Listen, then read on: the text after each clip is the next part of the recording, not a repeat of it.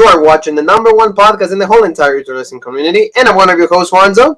And I'm your other host, Jean-Paul Leek. And together we are... Rope Break. How's every single one of you, family? Welcome to another episode, and it is time to talk about NXT Takeover WARGAMES. A pretty great show that closes the year pay-per-view-wise for NXT, and it delivered.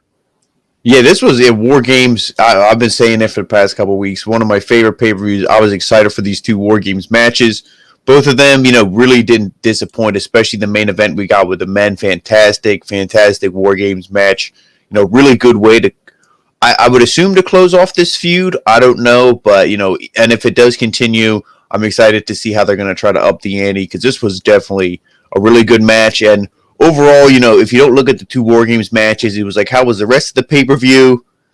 Yeah. Like the main thing was definitely the two WARGAMES matches, but we'll talk about it. We kind of mentioned that, remember? We said that the most exciting points of the pay-per-view were going to be like the WARGAMES matches. We have a brand new North American champion, so we're going to be talking about all of that. So thank you so very much for being with us, the comments, all of that, for just giving us a chance to be a part of your lives. Don't forget the menu for this week. It's just we have an interview with Katrin Stutz. Her journey in pro wrestling, she is trying to debut as a pro wrestler, so she's telling us all the journey, trip to Mexico, meeting the Lucha Libre style, all of that, kind of like her life as a fan transitioning into a pro wrestler, so please check that out.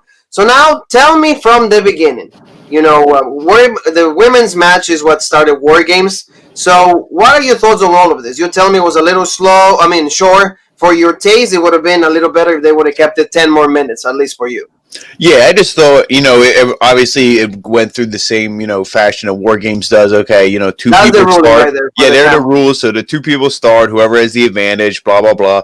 Pinfalls, submissions, like none of that counts until all 8, participants are in the ring or in the steel cage rather. Yes. And then, then pinfalls count, and then it's first fall to a finish. But yeah, I mean, I like the whole match itself, but to kind of skip ahead to just jump back, I just thought once all the women were in the ring and the action started going, it just felt like it kind of ended real quick. And then that goes to what I said earlier. It's like, oh, well, we have these other matches on the show and they weren't really that good or really needed, so maybe give more time to this match. But overall, I still think this match was really good. And like you and I said, I picked the babyface team to win because I said, oh, they're so stacked, there's no way they're going to lose. But I wanted the heel team to win. And, that's who ended up winning this thing. So, and that was the team that you picked as well. So we were both, I think, well, you were correct, but this is the team I wanted to win. So we were both happy with the outcome. Oh, yeah. I was really happy with the outcome, like you said. And this was, I will say, better than last year's. Without, there was no, like, heel turns. There was nothing, like, out of like, different than what was supposed to happen, what we saw last year, remember, with Tegan and Dakota Kai. This was just straight heels and straight baby faces. Toni Storm was the first one to come out. From Candice LeRae's team. And how do you like when they come out, when the faces came out with the tank? I like that a lot. Different because it's a new tank that Shotzi has. Yeah, that was cool. I like the whole entrance thing, and just all of them. I was interested, I was waiting to see who was going to start this thing, to see how it would play out the matchups. I kind of figured once Dakota Kai was the first one, and then then you can kind of figure out the order. It's like, okay, well, Raquel's probably going to come out next, and then okay, who's going to come out, and then Candice was last for the heel team, but I like just the whole way this match played out. I will counter what you said though. I do think last year's match was a lot better. I like Kaylee Ray. I like Shayna Baszler. I like Bianca Belair. I thought it had way more star power in it than last year. Io Shirai was in there as well. But I mean, last year's match I thought was better. And also, I believe that was that the main event last year or no? Yes, they did the main event for the women. Yeah, so it was also the first time that they did WARGAMES with the women. So it was also like a longer. Started the pay-per-view. Yeah, the match was also longer last year and stuff, so it just felt better, I thought, but this was still really good and a great opening match, for the show. But I do like that, you had the image there, all of them coming out in the tank. I thought that was really cool. I remember, when Shotzi, shoot, a bullet or something, and Dakota Kai was kind of, leaning into, the cage or something, and then that hit her, and she's like, so I cannot do that. But other, like you said, Ember Moon and Dakota Kai started the match, going at it, really, really great. Dakota Kai, like I see like a lot of future in her, but I don't know if they're ever gonna like pull the trigger. You know, like I don't know if they're gonna give her that opportunity to be a champion, because in one-on-one she's pretty good. But like, there's a lot of star power with the women that I don't know if she's ever gonna have that shot. Amber Moon, still like kind of getting him back in the ring. I see that like she's doing okay, but I don't know her place as a babyface in this women's division. Tell me, what do you think about it? Yeah, I mean, I agree with everything you said. I think they're eventually going to like build up Ember Moon to be in a championship feud, but with our champion right now being a babyface, I don't really see that. Maybe there'll be a title change sooner rather than later with kind of what we saw in this match. Who really knows? But the one thing with this match is, tell me how you feel. Besides maybe like a couple big spots, like, especially, when Io came in with the trash can and everything, which we'll talk about a little bit later, but like no real woman in this match, at least for me, really like stuck out. Like last year, like, Hulk Hogan or Rhea Ripley was obviously the star. She was obviously like, okay, this is the woman who is like, okay, she's standing out from this. She looks legit. I didn't really see that here. I mean, Dakota Kai, she was in this match from the beginning, and she looked really good. I thought she was going to be the one to eat the pin. She didn't, so I was like, oh, okay, maybe they're going to do something with her finally. But, Ember Moon, same thing, but I wasn't like, oh, Ember looked really good in this. I mean, I guess, to me, the only woman that really stood out in this whole match was Raquel, and that's because she was the one who earned the pinfall. Yeah, well, if you put like the story-wise, like you were asking me, like, the people that were actually the captains of the team in neither one of the War Games matches were actually the ones that stood out. Yes, no, I agree with that 100%. Like it was actually, you said, like people who ate the pin and people who pin.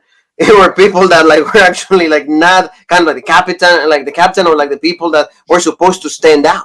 So like you said, it was very anticlimactic how like at least the women match ended, and to agree and to add a little more to your point, Candice didn't even look like she was the captain. She didn't even. Yeah, look neither did she. Everybody else did the work. Like you say, you see right here, Raquel and Tony. Yeah, if you ask me, like, oh, like what was the legit spot that Shotzi did? I couldn't tell you. I'd be like, oh, when she came out with the tank. That's what I mean. It's like the coffin drop, from the top, and then she did it on Candice. But see, Candice, the only thing that I saw her do was like she did the Gargano escape, but that was it. So yeah, that's what I mean. It should have been more of a. I mean, that would have been cool if to get. Now maybe they're going to do a singles feud out of this. Maybe that's what's going to happen. Candice and Shotzi are still going to feud, but there should have been some kind of retribution for that was the whole storyline. It was the tank, and then that set up for War Games. Which, to be honest, it was a really kind of crappy setup for War Games. Like, really, that's what the whole feud's going to be set up, like your tank. Yeah. Like, really? Yeah. But I mean, the match itself was pretty good, and it's.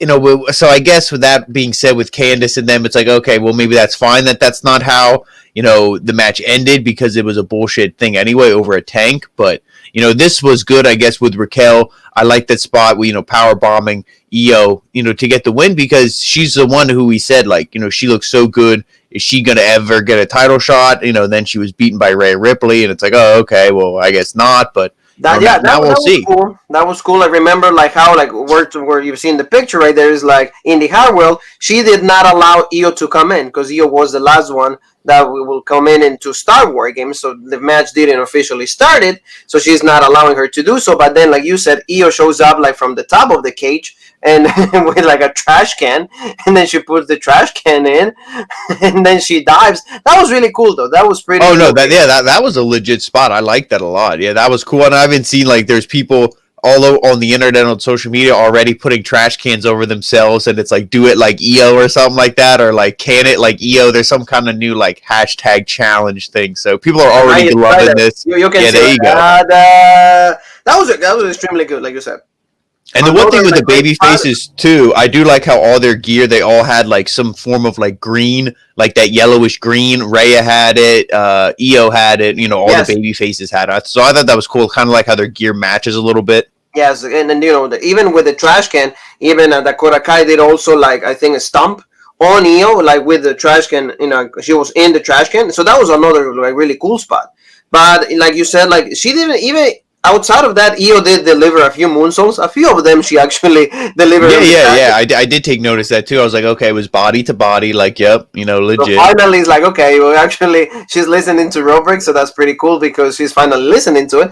But like you said, like, up to all these moments, like, a lot of pin attempts, Tony Storm did the sort of strong zero, like, Shotzi did, like, the coffin drop, like I said, Gargano escape, like, Dakota Kai, they tried, like, the kick that she does as a finisher. I didn't see the riptide. Did you see that? Because I didn't see it. No, I don't think she hit it. And there was a couple times, like you said, there's these finishes, and I believe it was when Io hit a moonsault. I think Tony pushed Rhea into the pin attempt, but it was like the ref was like 1, 2, and he's like, okay, like, are you gonna put like Tony? Are you gonna push her? Are you gonna push her? Like he's going real slow on the 3 count, and then they broke up the pin. So you could tell a couple designed like near fall spots like that. But then when they hit this, you have in the picture right here, they had the ladder bridge between the 2 rings. And, Raquel had her up because it looked like Io was going to do a head scissors or Hurricane Rana, through the ladder. But then Raquel was like, no, I don't think so. Power bombed her, like a 1-arm power bomb. And I thought, okay, now this is when somebody's going to break this thing up. And then boom, 1, 2, 3. And they said it was real slow. She dragged her over the ladder. It was like real slow. And I'm like, okay, someone's going to break this up. There's no way this match is over already. And they ding, ding, ding, the heels win. So it was over already, and I don't know what this spells. Is this going to be a title shot for Raquel? That would be legit. But, whatever happens, I'm happy the heel team won just because I think it benefits these women because there's more to benefit from the heels winning than the baby faces because Rhea is already made. Io's already the champ. Shotzi is, she's the future. She's not the main event of the women right now. And, Ember Moon just came back. You're building her up. So I think the heels benefit from this more. Yeah, and also, like you said, like Raquel winning, like getting the pin is like neither one of us. Like I don't think anybody in the internet or anybody like will say like she was gonna get the pin. So like you said, probably they have a big program for her, and that would translate into a title shot. We'll see. I mean, we saw the stare down with Rhea. There's still that little bit of rivalry right there. But I think that like you mentioned, the next one to go against Io Shirai, probably Raquel, because you have the story right there. Hey, I pinned you at War Games. I won my opportunity. Good stuff. Now, the way I would have booked it, though, if you're going to have Raquel do it and everything, I would have had Raquel... and I don't know what their plans are for Rhea Ripley. Rhea Ripley might be in NXT for a long time, but if she's going to get called up soon, I would have had Raquel pin Rhea Ripley. Then your champion still looks strong, and she could be like, hey, I pinned the most dominant woman in NXT. I want my title shot. Yeah, because like that's the thing is like Io got pinned, and I don't know that was really the plan, but... yeah, it opens the door for like so many things. We'll see what happens, but Raquel seems to be like the chosen woman that is gonna kind of like from all the heel team, like to challenge you because they're not gonna do Candice one more time because we've seen that four times on pay-per-view. So that's at least a good start for the show. Good War Games. So now let's go to like Finn Balor. The Prince. He had like a few lines to say. He said that like this Wednesday on NXT we're gonna hear from the Prince. So like we'll hopefully he's ready to come back. Because all these shows without like the NXT Championship on the line, this one I didn't really feel it as much. But any other show, the main title needs to be defended. That. It needs to be part at least of the show. And this one, not having Finn Balor, I mean, I think WWE is giving him the opportunity to get better, to heal completely, and now go back to it. We'll have like possibly like a contender for Finn Balor in a little bit. But I think that like hopefully he's ready to go. If we're gonna hear from him, I think he'll be back, and I agree. Yeah, I mean, I'm excited for him to come back. They needed it, but they weren't going to rush him because they're like, we're going to lose to AEW in the ratings anyway. So it's like, why hurt this guy? Why when we trying to win, hurt this guy and screw us over? Just let him rest. But I'm glad he's coming back, and hopefully it's every week. Anyway, we're going to lose anyways. Things coming. Ken is going to be on Impact. Let's go to this match, like you said, extremely great. Like technical wise, quality of the match. Both of these guys are pretty good wrestlers. They understand wrestling, like everything that needs to go in it. I understand like they needed to have like a more technical match than like, and actually deviated a little more into like intensity and violence because we actually see a little bit of color. So that was good. Tommaso Ciampa, Timothy Thatcher. But in the end, you and me have said this from as long as Timothy Thatcher has been in NXT, this guy cannot beat any guy that has name value in NXT. Might as well. He's just going to be a jobber for life. Yeah, this match was really good. I enjoyed it, just like the match itself. If take all the story out of it, just from bell to bell, was really good. But, the cloud that hangs over this is what you just said. Ciampa's main event. Ciampa could go away for 4 months, come back. You could put him in the main event title feud, and nobody would complain. Nobody would be like, "Oh, he doesn't deserve it." That's bullshit. So for him to beat a guy like Timothy Thatcher, who's gets beat up by his students, that he's supposed to be kicking their ass, he gets, like we said, the only win he had against was Matt Riddle, and then they didn't do anything with giving him that big win, and he doesn't win here. But I mean, this was a hell of a match. I love just how they really beat each other up. The only thing, which you've been saying it for the longest time, and I agree with too, anytime Thatcher gets put in a submission, he should be able to fight out of it. That should be like his thing. It's like, if you want to beat this guy, you got to knock him out. You should not be able to wear him down with submissions because he's the master. Or at least that's how they're booking him, or portraying him and stuff. So I don't like that. Teacher, right? He's the teacher of those things. Yeah, but I like this shot here when the ear was bloody, when Ciampa hit him with a big knee strike into the side of the head. That was good, and just the match was good. But the ending, the winner, he didn't even hit like the fairy tale ending. No, Whittlesville. He put him away with signature. Which I don't know if something was up. They might have been like, "Hey, take it home," because of the ear. Yeah, they might have been like, "Don't," maybe just let's just end this thing. Yeah, I agree, because remember, we're in a pandemic and all of that, and that like fluids like that, like you're just rubbing blood into the other person's body, all of that can be like, well, you don't want to risk anything in this point in our lives, that. And like you said, like if he's the master, he should have known how to take a knee strike. Yeah. Really, he didn't, because like he was bloody the whole time. Like, I didn't like that, but I agree with you. Probably it was just because of this situation that they went, let's take it home, because he did like the guillotine, very similar to what Roman Reigns is doing, remember? And then he transitioned to the Whittles bell, and I was like, there's no way that... Yeah, and he was also doing like the bulldog choke like Moxley was doing. I was like, what the, I mean, I'm like, I'm like, Ciampa just watching AEW, or like, what the hell's going on here? They all do it, yeah. But I mean, the match was good, Thatcher. I just wish they would do something better with him. You know what I mean? Like, how legit would it have been if he wins this thing, and then he can challenge, the winner of the North American Championship match, or like I said, that should be, the winner of the strap match. So then maybe he goes on to challenge Finn Balor, because they have a little bit of history. Yes. He took Finn Balor out of I believe the ladder match, or to qualify for it or something, for the North American a couple months ago. So that's how you could have played it up. Finn Balor's coming back. He needs a new opponent. You don't want to give the main event opponent away. At least I don't think you should right away. So what would be a little feud in between that? Timothy Thatcher. But maybe they'll do it with Ciampa, but I don't know why you would do babyface versus babyface. But. Yeah, and like, Ciampa, to me, is just like is a main event. And we've seen Ciampa before, too. Give Thatcher a feud. He's not going to win it from Balor anyway, so just give him the feud. That's the one thing about, like, for example, see with Gargano, at least they turn him heel, so there's something for him to do. But with Ciampa, what do you do? Because neither one of them want to go to the main roster because they know they were buried for life. But it's hard for them, both of them, to book, because if they're not in the main event picture or like the title. This is why Territory Days was so good. Okay, you ran your course here in NXT. Well, let me go to this other company for 4 months, and then once you guys miss me, I'll come back. Huge pop, you'll have something for me. If you stay in one place your whole career, you're gonna get stale. It's true. At least you gotta turn something. You gotta even more heelish or like do, I don't know, a crazy babyface. But with Ciampa's character, it's very difficult to book. You mentioned something about strap match. Dexter Lumis against Cameron Grimes. This was a pretty good match for like what it is. It's a strap match. You're pretty much attached to your opponent, and that was like the whole story. I like the fact that like both of them had like a little bit of moments of domination during the match. I like the fact that like Cameron Grimes came with his own strap. He was telling him, I'm not going to fight if I don't fight with my strap. But in the end, the same winner of every single time that they feuded. Dexter Lumis. So your thoughts on this?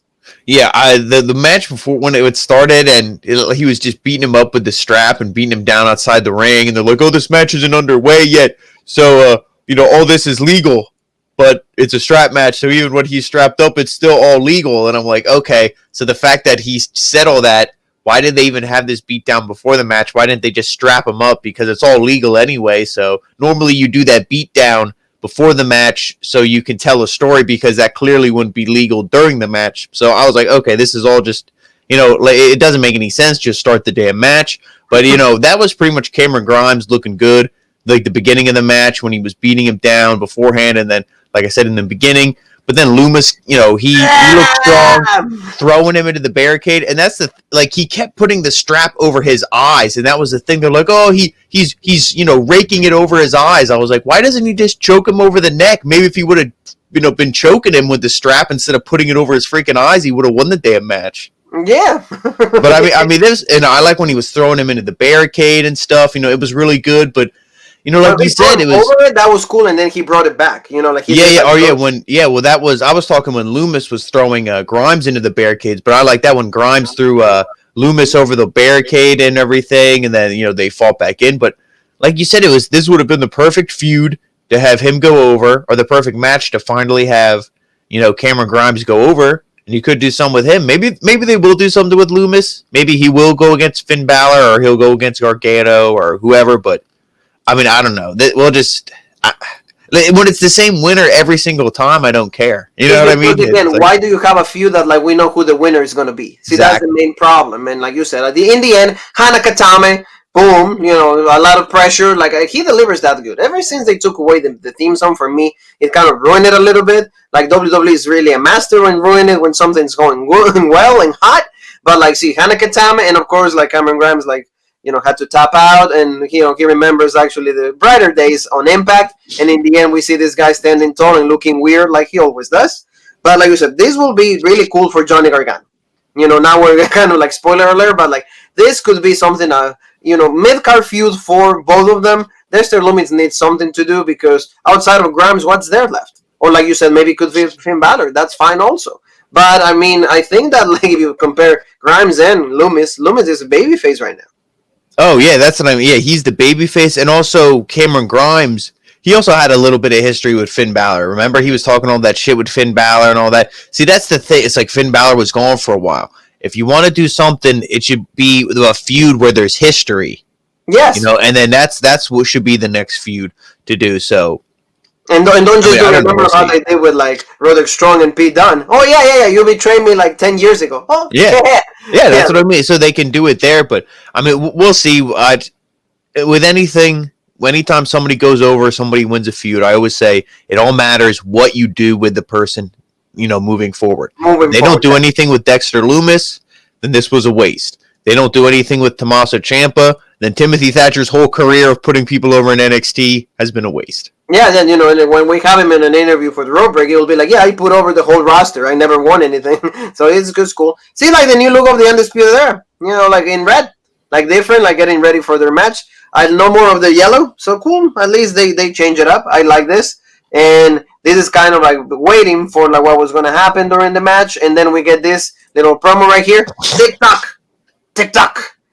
Finally, he's back. He's ready to return. Triple H mentioned that anytime. He's just ready. He's been working out, the injury, we mentioned. The injury that stopped him from being the NXT champion. He's good now. He's well. And like you said, is it Finn Balor the guy? Or you said that they're going to take time. They're going to build it a little bit. Yeah, I mean, I hope. I am the best booker in the business, but I'm not always the one who books the show, yes. Unfortunately. But, this is if you're going to have a takeover around WrestleMania time, this is when you do it. Don't be like, don't show me on Wednesday Finn Balor comes out and him and Karrion have a stare down, and then in 2 weeks Karrion Kross versus Finn Balor. Really? Like the Christmas episode. Yeah, really? No, that would be so bullshit. Build this feud up. Let Balor get title defenses, but let Scarlett come out after the match. Or do something. And then she can hourglass. Do something, because build for it.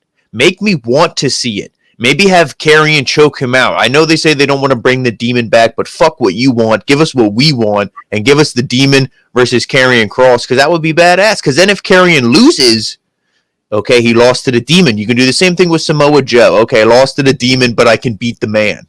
Yeah. And then he beats the man Finn Balor for the belt later on. And talking about what we want, I know this is what you want. This. Don't you think that's really cool though? That's badass. I seen that a while ago. I popped for that. I was like, Vic, you can, you got the hot girlfriend. You don't also need the War Games toy. You can send me that. So. Yeah, that's true. In knowing Paul, he already ordered it. So thing is shipping and I got the tracking number right here. But like this is so cool. I want to buy it, because it's really really cool. I really like figure to have a structure like the War Games. Good, well done for Mattel. Let's go to the triple threat match for the North American Championship. Our boy Smiley Leon Ruff against like a pretty serious Damian Priest and even more serious Johnny Gargano. This match, the quality was pretty good. I mean, the story, like you said, at moments it was kind of dumb. But like the overall, thing of it, it was pretty good. Knowing that triple threat, there's no disqualification and things like that. I think that all guys look good, especially for Leon Ruff. That like finally that joke or that experiment. See, that should be the word, right? Experiment is over. So tell me a little bit about this. Yeah, I think they tried something. Like I said earlier, when they're like, we're gonna lose in the ratings anyway, so we might as well just try something. They're like, let's see if people pop for Leon Ruff. They did the whole Leon Ruff thing. Some people liked it. Most people didn't really like it. So they're like, okay, failed experiment, whatever. Well, let's just give the title, let's really back to the guy it belongs on. And, this was good for what we said it was going to be. Who were the main guys right here? Boom. The two guys standing right there. Leon Ruff, he was just, let me strike when the opportunity's there. Let me just be the bump machine, the guy who gets thrown around a lot, takes all the big hits. And like you said, having it be no DQ, with the triple threat rules was really good as well. I like the spot where Priest was like hung up in the ropes from the other ring and Gargano was just beating up Leon Ruff. That was really good. And we did see the ghost face, multiple ghost face were running out during this match. So that again was, all legal because of the triple threat rules. But this was good. Some spots that were kind of a little bit like. Tell me a little bit about this because you hated. You hated the Razor's Edge. Yeah, I don't hate the Razor's Edge. Chico's badass, but when he threw him into that, okay, drag the guy back in the ring, pin him, and regain your title. But instead, he stands there and he's like, so. And it's like, okay, I get it. You can feel a little bad. Right? You can feel bad. That's like, you're beating up a little kid. It's like, okay, but at the end of the day, still take him back in the ring and pin him. But instead, commentator's like, oh, I think he said he's sorry. I'm like, really? I'm like, weren't you the guy who was like banging Joey Janela's girlfriend in the hot tub like last pay-per-view? Now it's, oh, I'm sorry. Yeah, well, that really? was the whole thing of the match, though. Like, remember, he refused to beat him up. He's like, like, kid, don't touch me. I'm good. I'm not going to fight you because he's like you said, it's kind of like fighting a kid. Yeah. Like, but then Rob will try to chop him. He'll try like kick him, and there was no reaction because like Priest didn't even move. But like you said, this was like, I mean, the whole sequence was really good. But like, see how he stands there. I didn't like that at all because again, you kind of see like feelings in Damian Priest, and that's the whole gimmick that he doesn't have feelings. Yeah. So, now when as I'm watching this and I'm seeing this and like what you said, he didn't really want to fight Ruff. He was like, okay, like we're kind of cool, but like we're not really friends, but we're it was this weird relationship, and I'm like, I don't want to beat you like that. Yeah, like I'm like maybe they're gonna do a tag team thing, but I'm like, no, that's what they're doing with Drake Maverick and Killian Dane, so that would be the same thing. And I think Leon Ruff and Damian Priest would be a better duo, but you're not going to do the same thing because you already have, that other team I mentioned. So yeah. I'm like, I don't get this. I don't know what they're doing. And that's another thing too, to not skip too far ahead, but moving forward, I really don't know what they're going to do with Damian Priest. Yeah, that's another thing. Well, what happened here? Like, see, like he made a comeback because, like, remember for a little bit of the match, it was just Gargano and Damian Priest going at it, exchanging pin attempts. It seemed like it was just taken out. Yeah, because I think they actually took Leon Ruff to the back or like something. He was like done. You and me texted at the same time. It's like, oh, he's gonna make his big return and he's gonna win. And then he did his like suicide dive and he comes back. He starts like beating him up again. But then later on, he gets taken out because like Gargano's friends come back. The ghosts. And it's not our character; it's just the ghost, like from Scream, and they keep trying to play that thing either with like Candice or with Johnny, and they keep attacking Priest. Priest actually defends himself pretty well, and he did a beautiful also like a suicide. It wasn't a suicide dive, but he did like just a dive, and like he took all the first three, but it actually happened to be 6, right? Mm-hmm. And then they kept going at it, and well, at the end of this, pretty much like. Damian is about to win it. He's about to do the awakening, but then one more ghost shows up, and he ended up taking Priest. And Gargano, like he hits like the final beat, I think it was, and then that's what we got, and that was the end of it. And then he becomes an NXT North American champion one more time, and then a little bit later we're gonna reveal who it was. But I think that all of this was good. At least it was an intense match. And, as a heel, Gargano, like, he gets help by other people, so it's fine. It's part of the character, and they're right in the wrong. Because, he needed a little bit of help to gain the championship. At least he's the champion one more time, and see, Leon Ruff is done. So I hope that experiment is over. Yeah, I mean, Leon Ruff, you could easily put him into the cruiserweight thing. Anybody, maybe he could help out Jake Atlas going against Santos Escobar. There's stuff you could do with him because the guy has had TV time. He has a personality. He's over a little bit. He's not over, but he's like, he has a little bit of fans. He has some people that like him. They like the story. And, so you can do something with Leon Ruff. But putting him in this position was way too soon. And it didn't fit right, with everybody. This is the North American champion. This isn't like the 24/7 championship. It's not like a bullshit thing. It's, you're trying to portray it as serious as possible. And Leon Ruff clearly wasn't being portrayed in a serious manner. So it's good that he's out of that picture for now. But with Priest, I mean, maybe he'll go after Gargano in a singles role, or maybe he'll go after the guy who helped Gargano, the main guy who we saw. It wasn't Vince McMahon, but it was me, Austin. It was me, Austin Theory. So, there he is. He was helping Johnny, and that would be a legit feud. Austin Theory is one of the best wrestlers on NXT. Him and Damian Priest would be a legit feud, and, Gargano's there as well. Just, that's kind of like the Indy Hartwell, to Johnny Gargano for Candace. Yep. Yeah, the right hand man or the right hand woman. I liked it, like you said. Like, he left. Remember, he was like, he got beat up by everybody, kind of like doing the punishment. Hey, you suck. Like, you did all these things with the girls, so we're gonna lose to pretty much every single one in the roster. Cool. He disappeared for a few weeks, like you said. Let everybody forget what happened. Boom, he's back, and like you said, Priest and Austin Theory is gonna be a good feud. It's going to be, but like also, it needs to translate into like a title opportunity. We always mention that. If you fight for nothing, where do you go from that? Right? Oh yeah, well if they do that feud and Priest, event he beats Austin Theory at the end of that feud and goes over, I'm sure then he'll move on to Gargano. But I mean, there's so many other guys. I would hope if he would beat. See, that's the tough thing to say. I would hope eventually Damian Priest would just move on to maybe Finn Balor or Karrion Kross or whatever direction they go. Because, you could have a guy like Bronson Reed or like there's so many other people who you could put in this mid card. Kushida. Yeah, well, Kushida I'd like to see in the main event as well, at least while the title's on Finn Balor, because I don't think Karrion Kross versus Kushida is a matchup that people are going to It's Saito and Straight Jacket and done. Yep. So now let's talk about this. Like, what do you think is going to be like here? Like, New Year's Evil. So it seems like it's going to be January 6th, 21. And it's going to be probably less special. I don't think it's going to be a takeover, but it's going to be since it's and I mean, okay, New Year's Evil, Karrion Kross, TikTok, the Vulture, everything. If he's going to show up on TV, save it for then. You can do like you did before. Keep doing the vignettes. Keep doing the little video packages, but don't have him be on TV. Just save it for here. You're calling it New Year's Evil. He's evil. He's satanic in some weird way, him and Scarlett. Save it for then. Don't debut him and then be like, oh, yeah, here's NXT, New Year's Evil. And then it's like, yeah.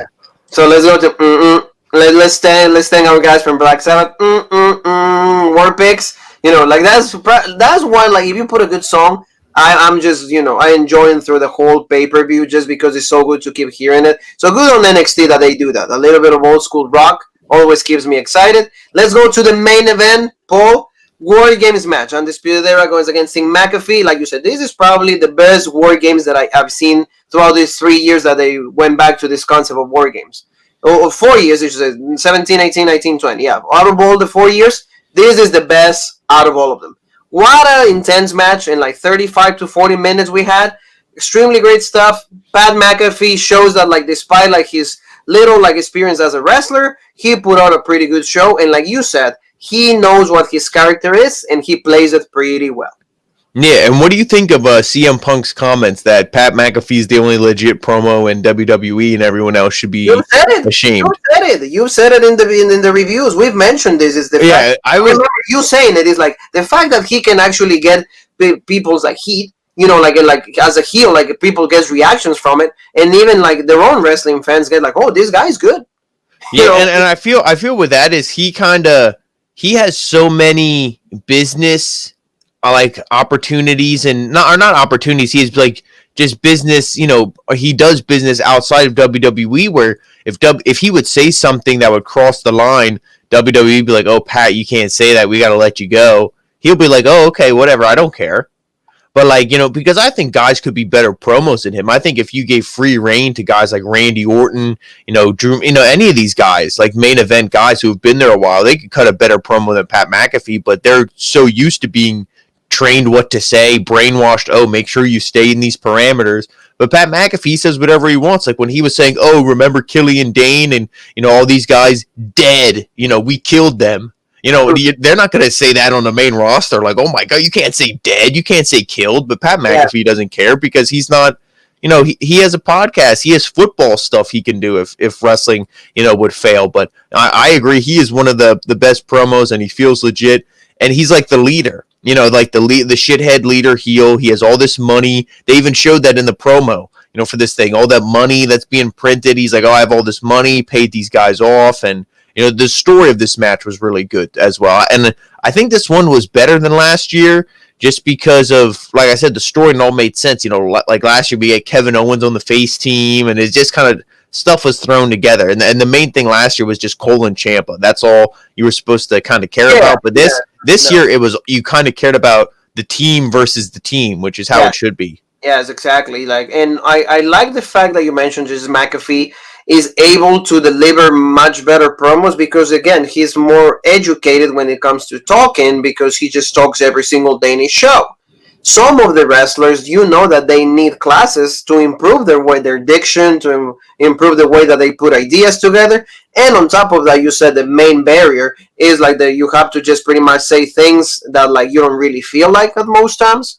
You're not even the one like behind the creative process of all these promos. It's just like, here, this is what we have for you, make the best out of it. And probably McAfee has free range, and that's why he comes out even more real. He comes out like a CM Punk will do in 8 years ago when he delivered the pie bomb and all of that. So I really like what he did. In quality match, him as a wrestler, he delivered pretty high risk moves and he did them well. Every single time that he had a high spot, he did it. Oh, yeah, no, he looked good in the match. And to just comment on his performance before we go through the matches, I think his match with Cole, obviously, I thought was, if you want to see how good of a wrestler he is, watch his singles match with Adam Cole versus this. Because in this match, he was more kind of like hiding. Obviously, he was the last guy to come out for his team. But, even when he was out, he was like not really in the action too much. It was the other three guys were doing all the heavy lifting, all the dirty work. And like you said, they would set up, okay, now, do a swanton or do a moonsault or do whatever. And he hit all them legit, but, he wasn't in there like, he wasn't Pete Dunne, of the match. He wasn't there, as the Iron Man. He was not Birch. He was not, he wasn't neither one of them. He wasn't like Lorcan. No. But at least, every time he had a high risk move, he was able to deliver it well. So that for me, says a lot because the fact that he only had one match, it says it says good things about him that he wants to really be a wrestler. He wants to be in it all the way. That's what I think. But walking into the match, like you see in the pictures, like Kyle O'Reilly and Pete Dunne started it. Pretty good show for both of them. Especially Kyle O'Reilly's being portrayed, remember, like he was going to be the super babyface alongside Adam Cole. Not putting too much attention to Roderick Strong, Bobby Fish. They're just like the supporters. Like the supportive actor, but it's not. They don't have the main role in the Undisputed Era. But what do you think about Oney Lorcan and Danny Burch? The first time in WarGames, first time being main event, I really think that they did a good job. We actually pushed for them to be in this spot, and once they did it, it was actually cool to see that they're actually performing it well. Yeah, it was all four guys. I mean, all 8 guys looked good in this match. It was just funny though, to skip ahead at the end of the thing. It's like you're trying to figure out how this is going to go, who's going to win this thing. And then it's like, oh, yeah, Oney Lorcan. Remember, we always make jokes. Oh, Oney Lorcan and Danny Burch, they're only in this match to eat the pin. Yeah. And then, you watch the WarGames match, and it's like, oh, Oney Lorcan, he was only in this match to eat the pin. But, I mean, no, they look good. And all these guys, they deserve it. They deserve to be the tag champs just because all the work they put in, how talented they are. And they deserve to be in this WarGames match. So it was really good. And I like this spot, too, with McAfee. Maybe it felt like it took a while, but, he had tables, with the Undisputed Era spray painted on, everybody's, their names and stuff. So that was really cool putting that in there. So I like that. or we're going to put them all through their own table. Oh yeah, I like that. Like the fact when he did the swanton on top of everybody, all of that. Like he was had a figure four on Adam Cole. Like the rivalry is still on. They're still portraying that rivalry. Adam Cole sells for him. Adam Cole, did a lot of favors to Pat McAfee. It looked really good. Remember the spot that like he was gonna do the Panama Sunrise, and Adam Cole like countered that. I like that. See, they go old school way. You know this because you love old school. If you do your opponent's like finisher is the best or like worst form of like insulting somebody. So I like. Oh yeah. If you can beat somebody with their own move, that's like rubbing their face in their own shit kind of thing. I love that. That's like to me that's what you do when you are like in this kind of feuds. And I think that it was just a really great match. A lot of high spots. Like you saw like chairs, you saw like the table, you saw the kendo sticks at many moments. Like I love when O'Reilly kicked out of the bitter end. I thought that was good. That was a really good near fall. That was really good. Yes, I thought I was over there. Yeah, that's what I thought too. I was like, this is a weird place to end it, but I was like, oh, and then when he kicked out, it was, a lot of people were saying, oh, they thought the heels were going to win this match because not that they would have joined with Team McAfee, but they thought maybe Roderick Strong and Bobby Fish would turn heel on the Undisputed Era and you'd break them up, and we'd just see, O'Reilly and Cole as just the two of them, which I was like, if they do that, then NXT's jumping the ship. Then NXT's like, we're giving, because that's so, you don't do that now. You just keep them together. They've been together this long. Don't ever break them up. You know what I mean? That's how I see it. Yes. Yeah, but towards the end of this thing, after a long match, even like Panama Sunrise, like I said, another bitter end onto like, Adam Cole, onto like the chair. That was also cool. I really like that spot when he did it, and he hit like the base of the chair. And he was just down. Like the top of the back of the chair, onto like his neck. Yeah, that was a good spot. No, really Pete Dunne to me, if you're gonna say which guy on the heel team stood out, was Pete Dunne.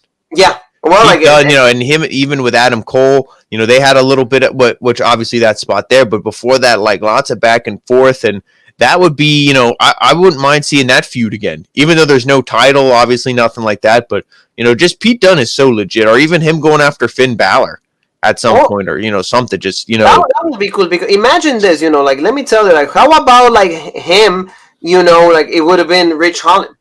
I don't think it would have been like a different the same match. No, Pete Dunne is worlds ahead of Ridge Holland, at least like talent wise. Ridge Holland's bigger, he might look more impressive. Vince McMahon probably would put Ridge Holland in the match over Pete Dunne, but anybody with a brain will be like, no, Pete Dunne. Yeah, so you may see this picture like doing the swanton out of all of the 7 guys. It's good stuff. I like you said, and also like one thing that I know that you're loving, it was just long. They gave it like a really long time to put the match together so everybody could shine. Even Lorcan and Burch, like we mentioned, they did look decent. Not great. Yeah, and that's the thing when I said like, okay, yeah, Pete Dunne looked good. Obviously Adam Cole, McAfee got his spots in, but nobody really stood out, and that's because everybody looked good. And in a match like this, nobody really needs to stick out, because you got to think, okay, besides Oney Lorcan and Danny Burch, and me, in my eyes, they're over, but really everybody is over in this match. There's nobody that's like, oh, we're trying to build up a new star. Like I said, last year with the women, it was Rhea Ripley. Let's focus on her. Let's really portray that she is the star. But they didn't really do that in this match because they're trying to show that all guys are on an even level. Yes. So, like, see, towards the end of this, like, big knee from Kyle O'Reilly, like you said, into, like, Danny Burch, right? If I'm not mistaken. No, it was Oney Lorcan, because then they hit, like, they almost hit, like, the high-low kind of fish and strong. It came out sloppy, right? Yeah, it came out sloppy. And then they did this big knee, and then right next to the structure that they had the metal 1, 2, 3. And, again, they did this at least because I'm telling you, they tried to portray Kyle O'Reilly as the next Adam Cole. So that's why he got the big win. Did I want this to be the pin? No. I don't know how you felt, but I did not see this being the pin. But like against like the women's, same thing. A pretty weird spot is when actually they ended the match. Yeah, I mean, this is a feud where I think there's going to be another match with Adam Cole versus Pat McAfee, another singles match. And maybe we'll see something. Undisputed Era will go. I don't think this feud's over, to be honest. I mean, it might not be. We're going to see another 8-man tag match or anything like that. But I think there's going to be feuds within these two teams going on. So we'll see. War Games. This closed the show. The image right there, and again, you commented on it. I like the gear that they have. Changing it up red for the War Games. I always like when people do special gear for the pay-per-view. Yes. So this was really good. I'm excited to see what they do for the future. I think NXT. We've been saying it the past couple of weeks. Kind of. Not very exciting. Things are a little bit sloppy. Just kind of boring show. But I think hopefully Finn Balor coming back, Karrion Kross coming back, and now stuff picking up with this feud, the women's division. Hopefully NXT can get back on track. Hopefully, that's what we're all. But overall, I think it was a passing grade for this pay-per-view. Yes, we're both excited. We're both happy. A little bit like you said, like towards the middle, a little bit like whatever. But like opening and closing was pretty good. Especially seeing Undisputed Era wins another War Games. I think that they're like 2-2. They won 2. They won like the first one. I think they did win, and now there's the last one they won. So the 2 in the middle they lost. So Paul, this closes this review for NXT Takeover War Games. Thank you so very much for being with us. For every single time that you're here with us. So remind everybody where they can find us in the social media world. Well, you can find us on Rope Break on Facebook, the OG Rope Break on Twitter, Original Rope Break on Instagram, of course, right here for the home, of the #1 podcast in the YouTube wrestling community. Reviews and interviews right here on the Original Rope Break. So do us a favor, subscribe and hit that bell for all notifications. We'll be back for Monday Night Raw, and next week we have even more stuff for you guys. John Paul, best booker in the business. You know it. Monday Night Raw is his show. He loves it. So we have one more thing that is left to say, and that is...